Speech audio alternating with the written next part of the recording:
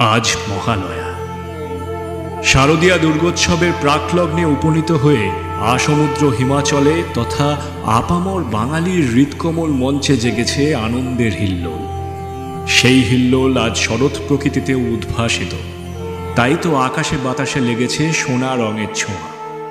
পিতৃপক্ষের অবসানে দেবী পক্ষের প্রাক প্রত্যুষে দিকে দিগন্তে গীত হচ্ছে মাতৃবন্দনা। দেবী উষা শারদ গগনে শুভ্র শঙ্খ মন্ত্রে ঘোষণা করছেন আনন্দময়ীর আগমন বার্তা। আনন্দময়ী এলো আনন্দ ভবনে, আনন্দময়ী এলো আনন্দ ভবনে। শিশিরে শিশিরে তব চরণ ধুইয়ে মাগো, শিশিরে শিশিরে তব চরণ ধুইয়ে দেব শিউলির অঞ্জলি তব শ্রী চরণে। আনন্দময়ী এলো আনন্দ ভবনে, আনন্দময়ী এলো।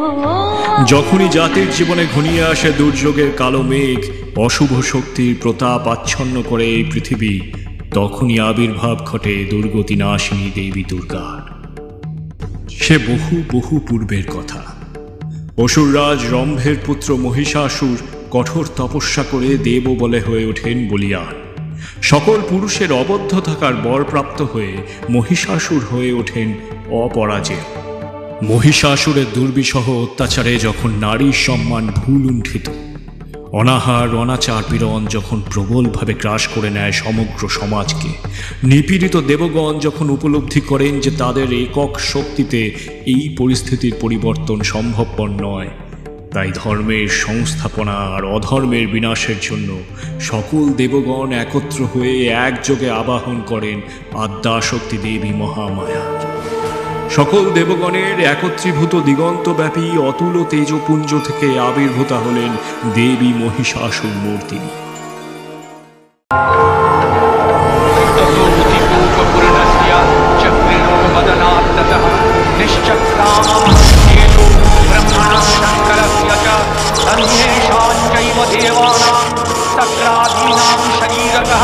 निर्गतं महत्तेज तच्चैत्यं समगच्छत अतीव तेजसः ज्वलन्तमिव पर्वतं तत्रीशुद्धेषुराः तत्र ज्वालाव्याप्तनिरन्तरम् अतुलं तत्र तत्तेजः सर्वदेव खनीरजम् एकशतं कदपुन्नारी व्याप्तलोकत्रयं वृषा।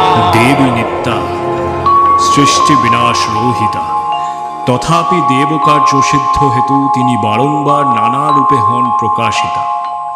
শক্তি ব্রহ্মস্বরূপিণী মহামায়া বিস্মিত দেবগণের সমীপে প্রকাশ করলেন তার আত্মপরিচয়। আমি শুধু প্রাচীনা নই, প্রাচীনতম, কিন্তু আমার শক্তি নিত্যা নবীনা। প্রতি কারণেই আমি গুপ্ত থেকে ব্যক্তা। আমার শক্তি হ্রাস নেই, বৃদ্ধিও নেই। আমি কখনো দ্বিভুজা, কখনো চতুর্ভুজা, কখনো দশভুজা, আবার কখনো অষ্টাদশভুজা। আমি যুদ্ধ উন্মাদিনী থেকে সুধা তরঙ্গিনী, আমি রঙ্গিনী থেকে গর্ভধারিণী। ত্রিভুবনে আমার নানান রূপ। আমি পূর্ণ ব্রহ্ম সনাতন, আমি ত্রিলোক ত্রিকাল ব্যাপী।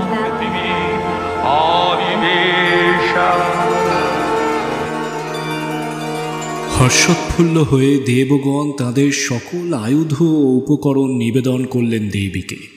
অসুর সংহারে দেবী হয়ে উঠলেন সুসজ্জিতা।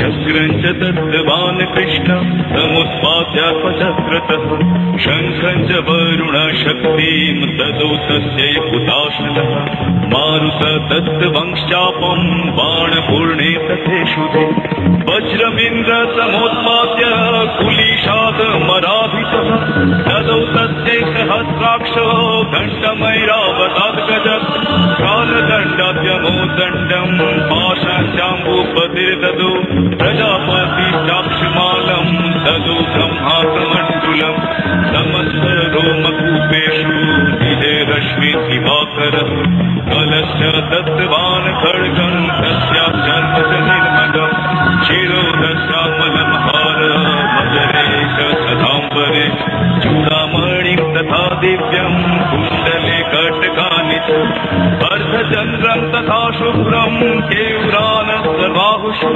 नुपुरो विमलो तद्वत् देवयकमनुत्तमम् अङ्गुरीयकरत्नानि समस्ताङ्गुलीषु च विश्वकर्मा ददौ तस्यै परशु च निर्मलम्।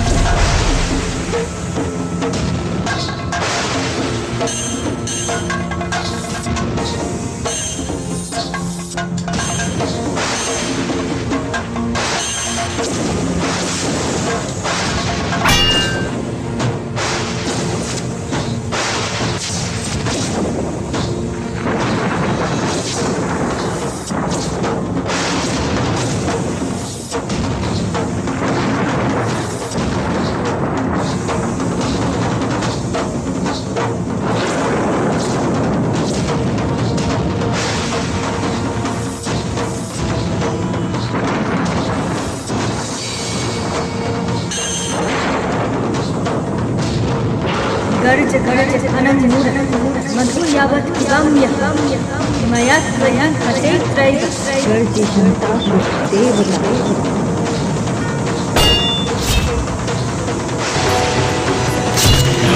देवी सर्वभूतेषु शक्तिरूपेण संस्थिता नमस्तस्यै नमस्तस्यै नमस्तस्यै नमो नमः।